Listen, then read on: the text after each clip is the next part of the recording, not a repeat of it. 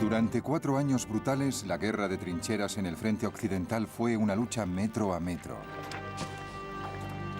Pero en el este se libraba una guerra muy distinta.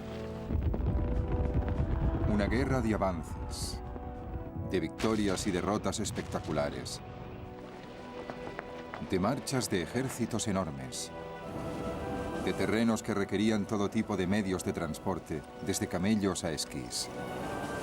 En esta guerra se destruyó un gran imperio, el austrohúngaro.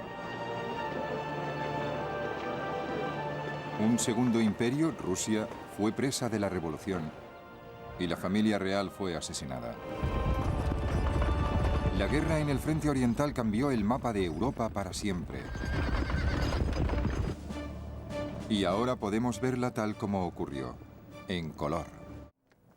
Caos en el frente oriental.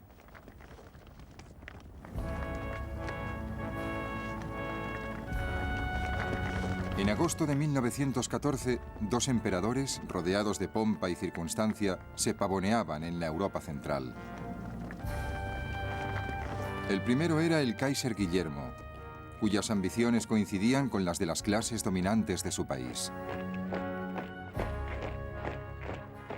El Kaiser era muy nervioso, hipersensible. Le daban ataques de histeria por cualquier cosa y vivía en un mundo de fantasía. La verdad es que en 1914 todo el país vivía en un mundo de fantasía.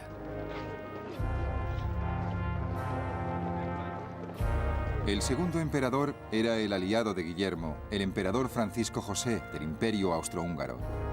Era un autócrata reaccionario que presidía una corte desgarrada por las intrigas y las divisiones internas.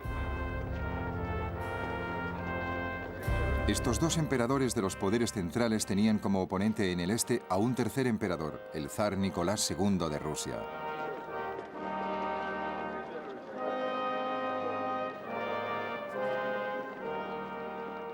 El zar era un hombre muy consciente de sus propias limitaciones, y sus limitaciones eran considerables. Y no era como el Kaiser, que se ponía histérico.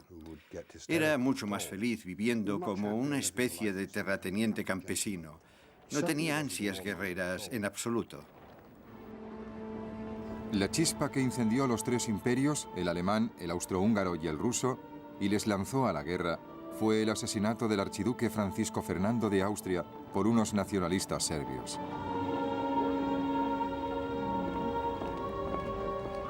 Cuando estalló la guerra en agosto de 1914, la campaña del Frente Oriental avanzó con rapidez. Las tropas austríacas invadieron Serbia. Rusia, aliado de Serbia, invadió Alemania y Austria. Los austríacos se retiraron pronto ante los rusos, perdiendo fortalezas clave. Para los soldados austríacos de a pie, era muy desmoralizador. Las marchas parecían inacabables y no nos quedaban fuerzas más que para blasfemar. Alguien se cagó en la vaca que parió al ternero, que dio la piel para hacer el cuero para su petate. Otros juraban que si hubieran sabido lo que les esperaba, no les movían de su casa ni con un tiro de caballos.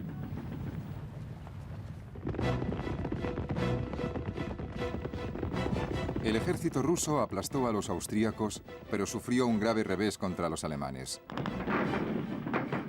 A finales de agosto, en la batalla de Tannenberg, murieron 50.000 rusos y 100.000 más cayeron prisioneros. Un observador británico apuntó: miles de rusos obligados a retroceder hacia los lagos y pantanos hasta ahogarse. Era una visión horrible. Los gritos de los hombres y los caballos que morían son imposibles de olvidar. La victoria alemana les valió su reputación a sus 2 artífices, los generales Paul von Hindenburg y Erich von Ludendorff, que fueron idolatrados como salvadores de la nación. Hindenburg se hacía pintar un retrato cada día durante la guerra. Era un hombre maduro, digno y con forma de huevo, que representaba ciertas sólidas virtudes alemanas y además las tenía. Ludendorff era un técnico muy bueno, pero el problema de Ludendorff fue caer en la megalomanía. Las primeras batallas en el frente oriental convencieron a Hindenburg y Ludendorff de que el ejército ruso sería presa fácil. Ludendorff empezó a soñar con un gran imperio alemán al este. Pero los observadores británicos se habían dado cuenta de la fuerza del espíritu guerrero de los rusos. Individualmente, los soldados rusos son los mejores del mundo. Soportan el frío y el hambre en condiciones durísimas, sin una sola queja. Pero al enfrentarse a la vez a Alemania y Austria, el zar exigía demasiado de sus soldados. Luchar en dos frentes principales sería una prueba muy dura para el ejército ruso, sobre todo por los problemas logísticos de hacer llegar material, soldados, equipos, caballos, comida y pienso al frente. A finales de septiembre de 1914, los alemanes, convencidísimos de que el ejército ruso se rendiría, invadieron Polonia, que formaba parte del Imperio ruso. Resultaba muy tentador atacar Polonia, que al fin y al cabo penetra en territorio alemán. Y si atacaban a los rusos por el norte y por el sur, podían atraparlos en una tenaza. Y esa fue la estrategia esencial de los alemanes en las últimas semanas de 1914 en el este. Pero el ejército alemán estaba debilitado por los requerimientos del frente occidental y los rusos corrieron a reforzar la capital de Polonia, Varsovia.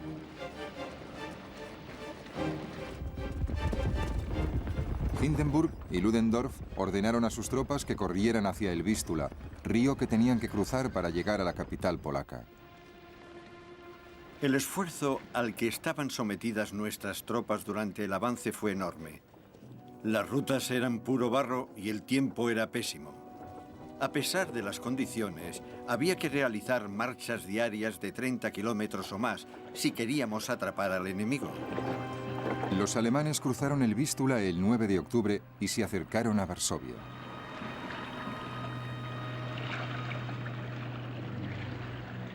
Una niñera rusa, Sophie Bocharsky, vio cómo se desarrollaba la batalla. Durante 2 semanas, los alemanes intentaron adueñarse de Varsovia, la llave de Polonia. Nos machacaron sin piedad. Los soldados rusos heridos venían a miles para que les curáramos. Pero algunos tenían los ojos brillantes. Estaban entusiasmados porque conseguíamos mantener las posiciones. Ante la sorpresa de los alemanes, los rusos lograron defender Varsovia. Al retirarse el ejército alemán, los rusos, manteniendo aquella sorprendente guerra de grandes avances, volvieron a atacar.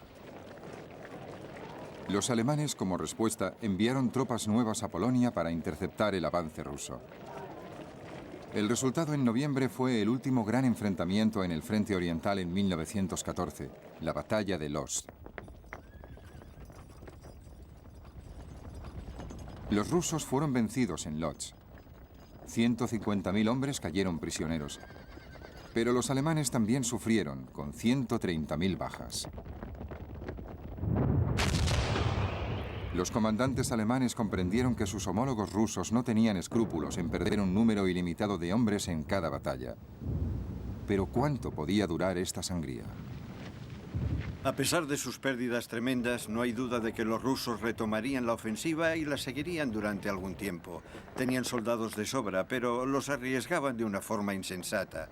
Y esa táctica no les llevaría a la victoria, ni siquiera contra un frente tan poco nutrido como el nuestro. A finales de 1914, la cifra de 1.800.000 rusos que habían caído muertos, heridos o prisioneros era espantosa.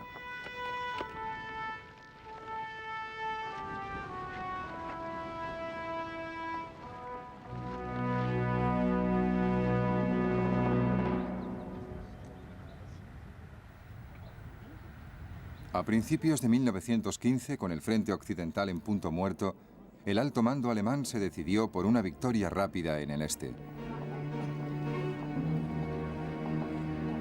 El ejército austríaco debía apoyar la ofensiva alemana lanzando un ataque sobre los rusos en los Cárpatos. La batalla se convirtió en un desastre para los soldados austríacos, hundidos en el frío y en la gruesa capa de nieve. La lucha en los Cárpatos, gracias a las dificultades del terreno y la dureza del invierno, exigía el máximo esfuerzo y toda la resistencia posible de nuestro ejército. Los que no han tomado parte en ella no tienen ni idea de lo que es capaz un ser humano.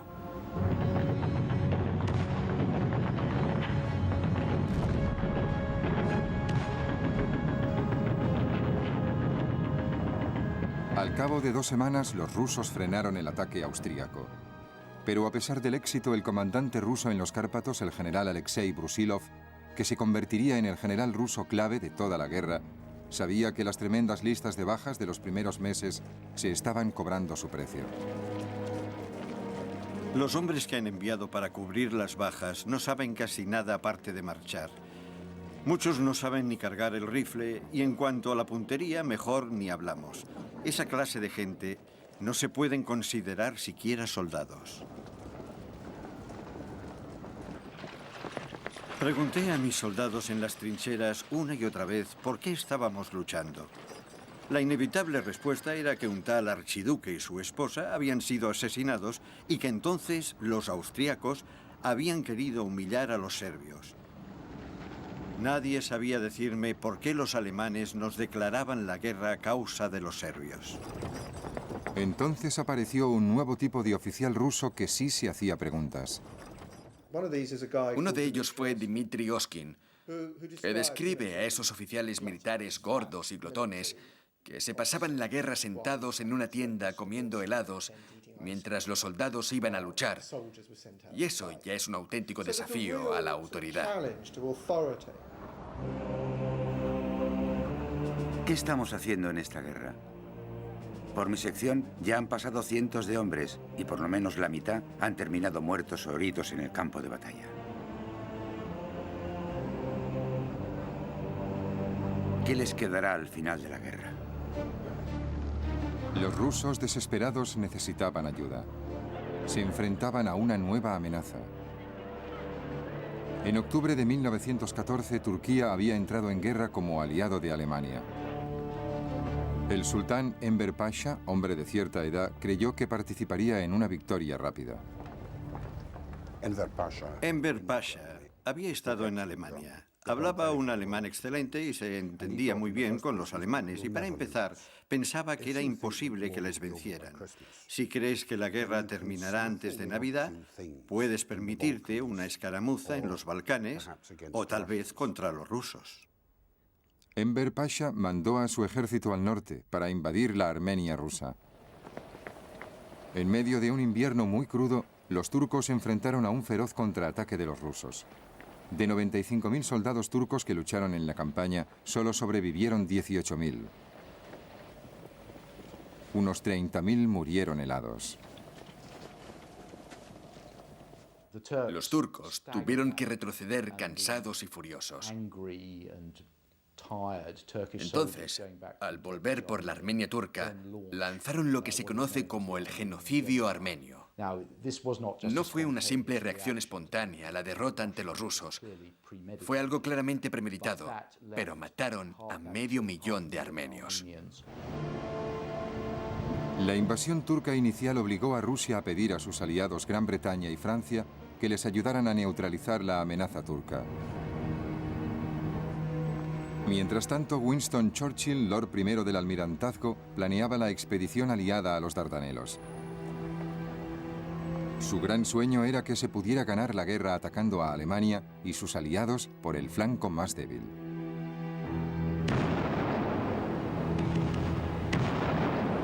El 25 de abril de 1915, después de una operación naval muy arriesgada, los soldados británicos, franceses, australianos y neozelandeses desembarcaron en las playas de Galípoli.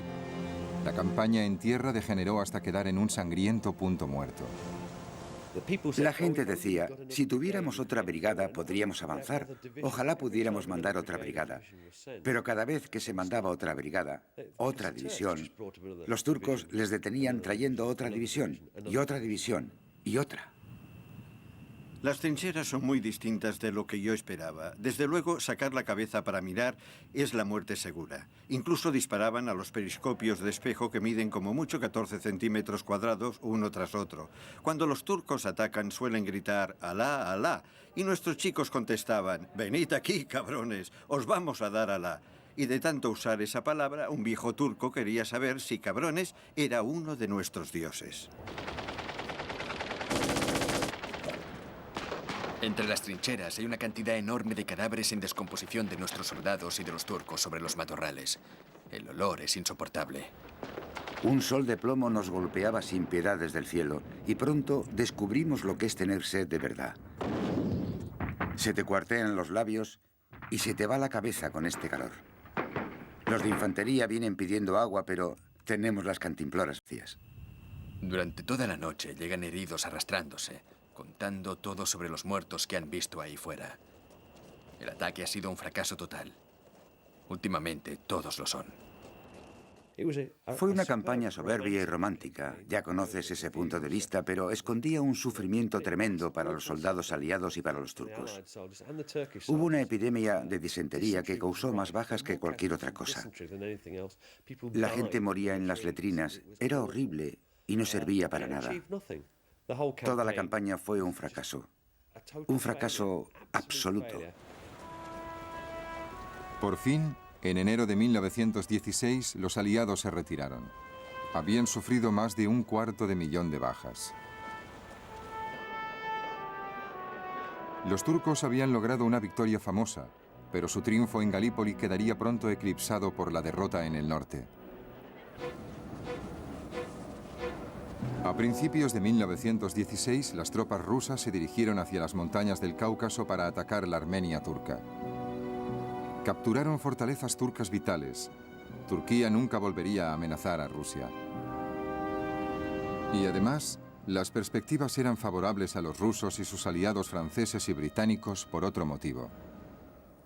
En mayo de 1915, Italia entró en la guerra a favor del bando aliado, tentada por la oportunidad de ganar territorio austrohúngaro, sobre todo la región montañosa del Tirol.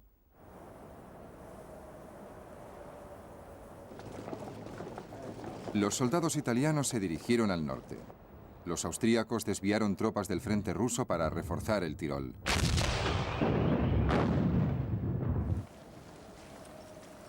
Se declaró la primera guerra sobre esquís. La guerra en el frente italiano era especialmente dura, porque los austríacos tenían todas sus posiciones en las montañas y nosotros llevábamos la peor parte de la lucha en el frente occidental en cuanto al armamento pesado y encima con el problema de luchar en terreno montañoso. Luchar en el frente italiano fue una de las misiones más duras de toda la Primera Guerra Mundial. Un joven oficial, Hugh Dalton, luchó con el ejército italiano. Las trincheras están cortadas en el hielo. Las avalanchas matan a más soldados italianos que los austriacos. Hay que arrastrar las ametralladoras precipicio arriba y colocarlas en repisas donde solo cabe un nido de águila. Hay que hacer cambios de guardia cada 10 minutos debido al frío intenso. Y los batallones de Alpini atacan por pendientes de nieve sobre sus esquís a 50 kilómetros por hora. Subíamos la pendiente de las rocas por un sendero muy estrecho. Sobre nosotros un pico llenaba el cielo. A nuestros pies, las suaves vegas casi verticales parecían esperar a que alguien rodara pendiente abajo. Durante la noche se congelaba todo. Las botas, la tinta del bolígrafo, hasta la espuma se congelaba en la cara antes de que pudieras afeitarte. Durante los siguientes 2 años y medio, la lucha en las montañas se mantuvo en punto muerto. En el verano de 1915, Alemania y Austria volvieron a poner sus ojos en Varsovia, la capital de Polonia, controlada por Rusia. 14 divisiones con un total de 250.000 hombres se dirigieron al este.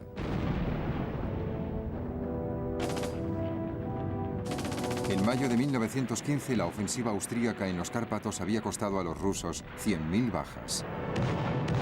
En junio y julio, las bajas rusas ante el avance austroalemán no hicieron más que aumentar. En mayo, los rusos perdieron otros 400.000 soldados, entre muertos, heridos y prisioneros, y en junio de 1915, la cifra de bajas de guerra totales hasta el momento era tremenda, 3.800.000 hombres. Las fortalezas por las que tanto se había luchado estaban en ruinas. La población de Varsovia esperaba su destino. Varsovia está perdida, pero parecía que quedaba alguna esperanza. Ahora ya no hay esperanzas, a no ser un milagro. Los alemanes marcharán por las calles con el orgullo de la victoria. La única pregunta ahora es ¿cuánto tardarán en llegar?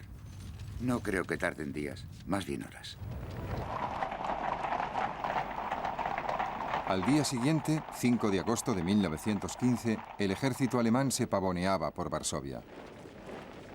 Llevaban exactamente un año en guerra, y el mando alemán empezaba a creer que había vencido, que los rusos iban a retirarse. Se equivocaban. Quedaban 2 años más de crueles batallas en el frente oriental. Pero por el momento los soldados alemanes podían relajarse. Se sentían confiados y victoriosos. El enemigo ruso parecía derrotado y desmoralizado. Los observadores británicos sentían que se encontraban en un momento decisivo para el ejército ruso. Pasamos 3 semanas más de retirada. Cada día lo mismo. Hombres cansados caminando hacia el este. Con la artillería siempre por delante. Campesinos muertos de hambre pidiendo comida. Miles de heridos. Todos estábamos agotados. Nos moríamos por descansar. Nos preguntábamos hasta cuándo duraría el gran éxodo hacia el este.